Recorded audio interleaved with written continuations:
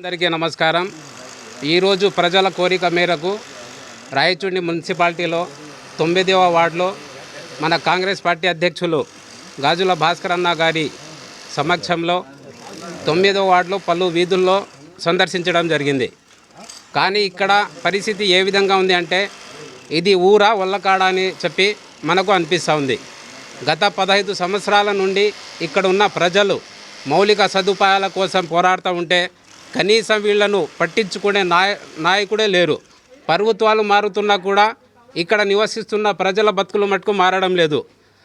గత 5 సంవత్సరాల వైసీపీ ప్రభుత్వంలో కూడా ఇక్కడ మున్సిపల్ వైస్ చైర్మన్గా వ్యవహరిస్తున్న కౌన్సిలర్ కూడా ఇక్కడ కనీసం మౌలిక సదుపాయాలు కల్పించడంలో ఎలాంటి శ్రద్ధ చూపించడం లేదు।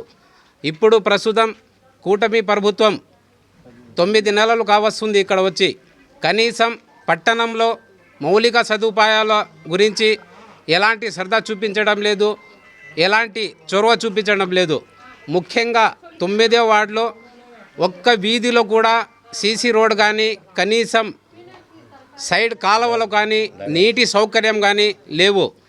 ఒక నెల క్రితం ఇక్కడ ప్రధాన దారిలో తోగేసి అట్లే వదిలివేయడం జరిగింది।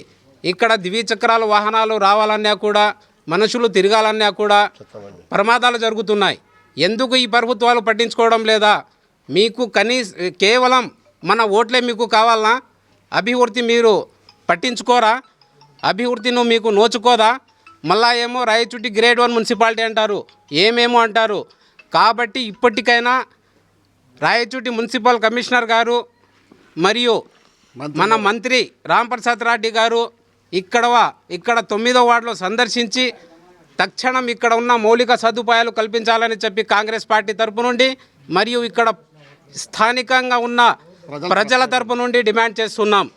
ఒకవేళ ఒక నెల లోపల ఇక్కడ ఉన్న సమస్యలను మీరు తీర్చలేకపోతే పెద్ద ఎత్తున ఇక్కడ ఆందోళన చేపడతామని చెప్పి మనము ఈ విధంగా కాంగ్రెస్ పార్టీ తరపు నుండి హెచ్చరిస్తున్నాం। చూడండి, ఇక్కడ పరిస్థితి కనీసం నీటి సౌకర్యం లేదు, కరెంట్ సౌకర్యం లేదు। ఎలా నివసించాలా ఇక్కడ ప్రజలు? ఇక్కడ ఉన్న ఈ కాలువలు మొత్తం మురికి నీరు వీధుల్లో ప్రవహిస్తుండడం వల్ల రోగాలకు బానిసలు అవుతున్నారు। ఇక్కడున్న ప్రజల అవస్థలు అంతో కావు। ఏం మిమ్మల్ని మీరు పట్టించుకోరా? కేవలం ఓట్లు వేసుకొని గెలిచిన తర్వాత పెడి చెవున పడుతారా? కాబట్టి తక్షణం మీరు స్పందించి ఇక్కడ ఉన్న అధికారులు, మున్సిపల్ అధికారులు, కలెక్టర్ గారు మరియు రెవెన్యూ అధికారులు స్పందించి ఇక్కడ ఉన్న సమస్యలను వెంటనే తీర్చాలని చెప్పి కాంగ్రెస్ పార్టీ తరపు నుండి డిమాండ్ చేస్తున్నాం।